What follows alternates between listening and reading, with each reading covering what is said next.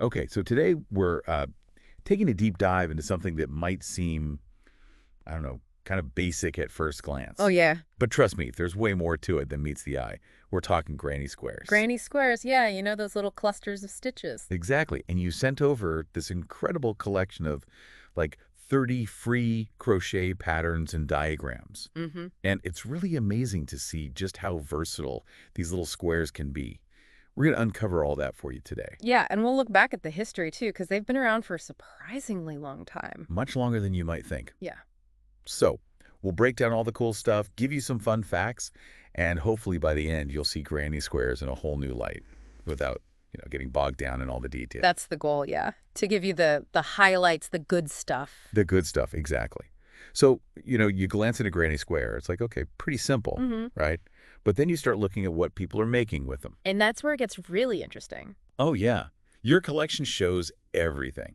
Like the classic blankets, of course. Yeah. Who doesn't love a cozy granny square blanket? Always a good go-to. Right.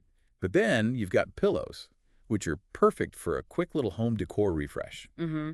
Easy to make, big impact. Totally. And then things get really creative. Right. Bags, like stylish tote bags, cute crossbody bags. I even saw some pretty awesome backpacks in there. Yeah, they're great for that. Durable, and you can play around with the designs so much. Right. And it's not just accessories, it's full-on clothes. Mm-hmm. Sweaters, cardigans, tops. I mean, the possibilities are kind of endless. Yeah, and it really speaks to how adaptable they are across all these different styles and needs, whether you want something classic or something a little more modern. Yeah, totally. Yeah. And this adaptability, it's not a new thing either. Your source mentioned that granny squares go way back. Way back, like 19th century back. Wow, the 1800s. Yeah. So what do you think made them so popular back then? Well, you got to remember, back then it was a lot about practicality and resourcefulness. So, you've got leftover yarn scraps. What do you do with them? Throw them out? Not if you're a crochet. That's where granny squares came in. You could use up every last bit of yarn to make these warm, durable blankets. Nothing went to waste. Makes sense. And the simple stitch pattern probably helped too, right? Absolutely. It's easy to learn, quick too, makes it you could churn out a bunch of squares and then just join them all together.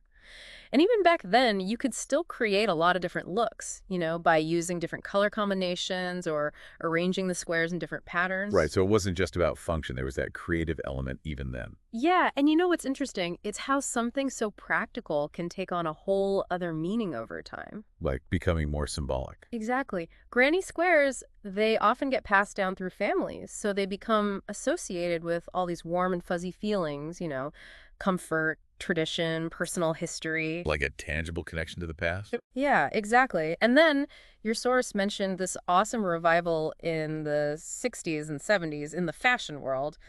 That was a fun little tidbit. Yeah, I love that part. Yes. Suddenly granny squares were on vests, dresses, even swimsuits. It's amazing, right? It shows how something can go from like a practical household item to a full-blown fashion statement. And it makes you think, what other hidden gems are out there?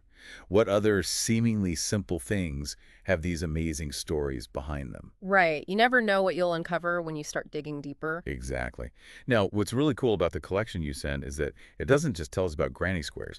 It gives us all these patterns to try out. 30 unique patterns, and with those super helpful crochet diagrams. Those are game changers, especially for visual learners. Yeah, it doesn't matter what language you speak, you can look at those diagrams and immediately understand how the stitches go together. It just makes it so much easier to learn and explore all these different granny square designs. And it really opens up the possibilities for anyone who wants to get creative with this timeless craft. It really does. So to sum it all up for you, granny squares are way more versatile than they might appear at first glance. They're everywhere, from home decor to high fashion.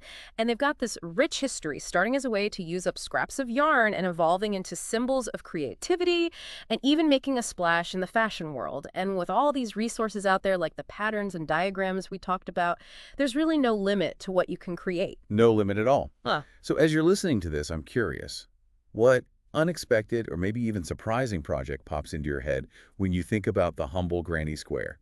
What unique creation will you bring to life? Possibilities are endless. They really are. So get out there, get creative, and see what amazing things you can do with a simple granny square. Have fun with it. Absolutely. And hey, if you come up with something truly mind-blowing, we want to see it. Definitely. Okay. Until next time, happy crafting, everyone.